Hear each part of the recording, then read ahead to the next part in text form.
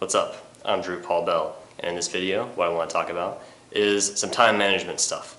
And what I really want to do is kind of riff on time management a little bit. I at least hope that by talking about it we can kind of understand the chaos and at least feel better about it and maybe learn something here or there. Anyway, so the first thing though is there's this concept called Parkinsons Law, and it's kind of a law about human behavior, and the law states that the amount of time it will take you to complete any given task, the time it takes to complete any given task will swell to fill the amount of time allotted for it. That's to say, if you give yourself all afternoon to paint your house, painting an entire house in an afternoon is kind of ridiculous, but if you give yourself an entire afternoon to paint the wall of your loft, then you're going to take all day to do that. If you take all day to clean, you're going to take all day to do that. If you give yourself 16 weeks of a semester to design a building, then you're going to fill up all 16 weeks of that time. If you give yourself less, maybe it could be done in less. But so I heard this rule a while back. I think I first heard about it by reading one of Tim Ferriss's books, probably The 4 Hour Work Week, and in it I was like, okay, yeah, let me do that. So I would go in a studio and say, okay, I'm going to be done by this time. But then a lot of the times you just don't finish in that amount of time, because sometimes it just takes longer to get it done. Right? So this is what I'm talking about. I may not be able to give you a great tip in this video, but at least by talking about it, right? Hopefully we can at least understand it better.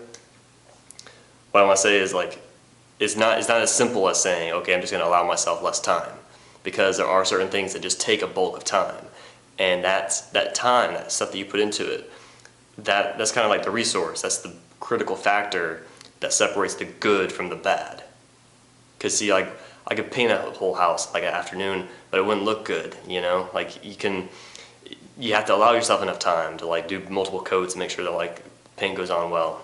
With your projects, yeah, you can do a building real quick, and I can do some sketches and shit, but when, but that doesn't mean it's necessarily well thought out or well worked out.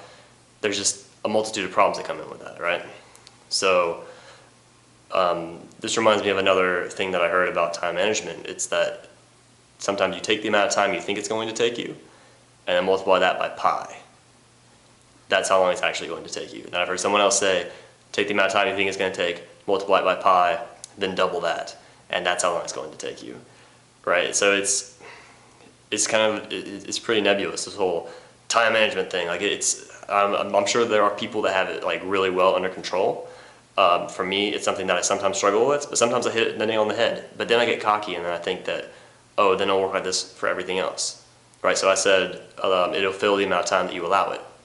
I remember several projects of mine back in first semester, back when it was just art projects essentially.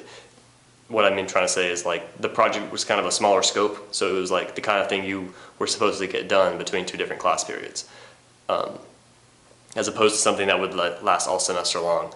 So in these shorter projects, even though there were a lot of them, I remember multiple times saying, all right, look, I remember one assignment I had to get 6 charcoal drawings done that were 10 by 10 charcoal drawings, and then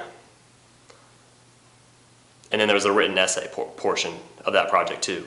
I made it mandatory for myself at one point. I was like, okay, I'm just going to spend 30 minutes on each of these drawings, and then I'll be done by 2 in the morning. And I did that, and I executed on it.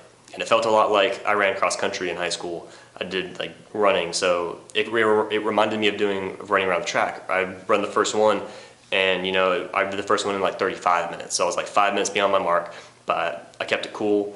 I just executed on the next one, got the next one done in a little bit less than 30 minutes, and then 30 minutes. So I was able to pull that one off, and so then I look at that, okay? So then I look at a story like that, and I think, so I should be able to execute on that on anything. But then you can't get overzealous you can't undercut the amount of time it's going to take you. You can't, sometimes there really just is a certain amount of time that it takes you to get something done, and sometimes it's just more than what you have. And so while making it a must, right, and constricting the amount of time that you allow yourself to do something, while that can help, is not constantly a resource. I mean, it doesn't constantly work. It's not going to help you every single time. But then there's a lesson to be learned from that. I mean, there's a caveat to that, which is that, yeah, it won't work every time, but that doesn't mean it never works. Because here's another problem that you might fall into. You might become discouraged about the fact that, man, every time I say I'm going to do this, I'm going to like constrict the amount of time, and I'm going to make it a must, and I'm going to do this, and then like maybe you fall through, or it falls through and doesn't happen. Then you think, man, this time management thing never works. But you can't be like that. You got to recognize the fact that, like, look, this was a time when I got overzealous and overestimated what I could accomplish in this limited amount of time. And these are things that work, right? The idea of like limiting Parkinson's Law, limiting the amount of time that you're going to be able to spend on this. You can try it again, and it would work if you're maybe a little bit more well educated about how long it should take you. I'm thinking just now, even with the example that I shared about doing the 6 charcoal drawings, that was at a point in the semester where I was pretty familiar with how quickly I could do a charcoal drawing. And it was something that was kind of like, it wasn't just a shot in the dark about something I had never done before. So I had sort of a frame of reference, and I knew what it took to sort of run that quickly, if you know what I mean by run. Like it would, run's not really the right word, but you know what I mean. Like, I knew what it took to make it happen that quickly, and I paced myself, and I just did that because I had the experience. Okay, but if I said that I was going to go, if I said I was going to go build a building, okay, I don't have any experience building a building. I mean, I have a little bit of experience with like contracting work, like here or there, but that doesn't really equal the amount of time it would take to build something. So for me to estimate how long it would take me to like build a building as a contractor or something like that, it would be a complete shot in the dark, and I would most definitely miss my mark if I was like, oh, I'm just going to allow myself like a limited amount of time.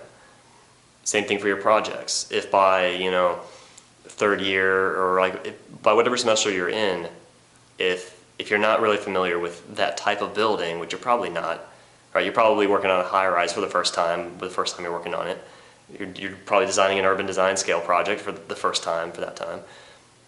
But so you can allow yourself X amount of days or time or like whatever, but if you're not familiar with it, it's harder to estimate that.